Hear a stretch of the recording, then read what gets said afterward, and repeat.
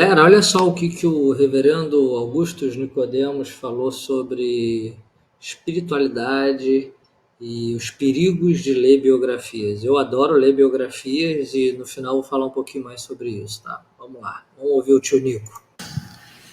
Então, a maioria de nós vai viver aqui nesse mundo sem ter experiências extraordinárias com Deus, do tipo que a gente lê em livro de biografia, e esse é o grande perigo de ler biografia. Você fica pensando que as experiências que Spurgeon teve, Martin Lloyd Jones teve, que os puritanos tiveram, que John Wesley tiveram, que Deus vai fazer com você a mesma coisa, e que se você não tiver as experiências de Jonathan Edwards, você não é espiritual. Há um grande risco em ler biografia, sem você saber e ter em mente que Deus não lhe chamou para viver a vida de Jonathan Edwards, mas para viver a sua. Olha aí, ó. Olha aí, ó. Primeira lapada. Ao contrário do que a gente ouve muitas das vezes nas igrejas, né? Às vezes o sermão é tão motivacional que dá a entender que todo mundo vai ser um novo John Wesley, todo mundo vai ser um Billy Graham, e a verdade é que não será assim. E a maioria de nós vai viver uma vida normal, numa rotina comum, no chão da vida, sem ter essas grandes experiências pirotécnicas, miraculosas e sobrenaturais. Então esse é o primeiro ponto. Nós não temos essa promessa para que todos vivam esse tipo de experiência, até porque essas experiências estão associadas a um tipo de chamado, um tipo de vida que Deus definiu para algumas pessoas, que não é o caso de todo mundo. Então precisa saber disso, precisa ter consciência disso. Então a maioria de nós não vai ter essas experiências extraordinárias. Isso também não quer dizer que nós não somos espirituais. O grande desafio nosso é viver em obediência à palavra de Deus, andando em santidade todo dia e às vezes sem sentir absolutamente nada. Olha só, essa é uma proposta revolucionária. Ser espiritual é obedecer a Deus todos os dias, em todos os momentos, ainda que você não esteja recebendo resposta de oração, não esteja ouvindo a voz de Deus e tudo esteja dando errado na tua vida.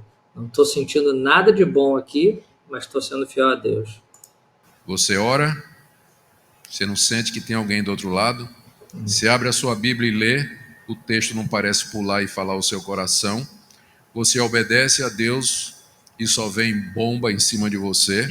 O grande desafio da espiritualidade é você continuar crente, sem sentir, sem ver, sem experimentar e dando tudo errado.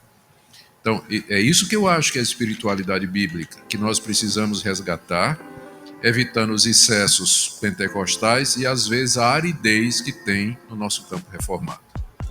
Tremendo, né? Fica aí o desafio e o alerta, né?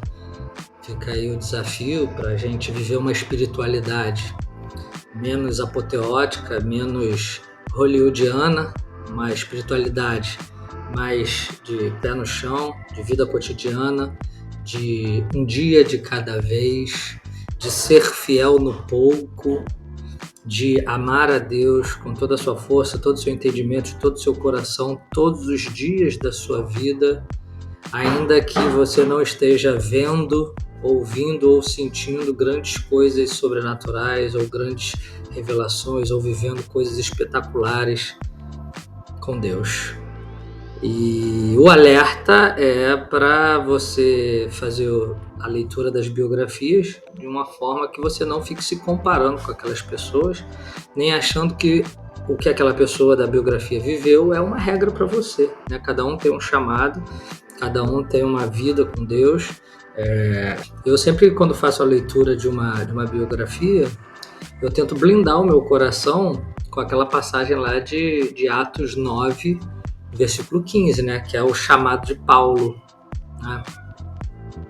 E outra coisa que a gente tem que ter bem nítido é que, por mais que quando eu era solteiro eu cuidava mais da obra de Deus, fazia mais coisas na igreja, evangelismo, serviço social, fazia um monte de coisa na madrugada aqui no Rio de Janeiro, eu preciso entender que a minha vida cotidiana ela é tão interessante e importante para Deus quanto tudo que eu faço na obra.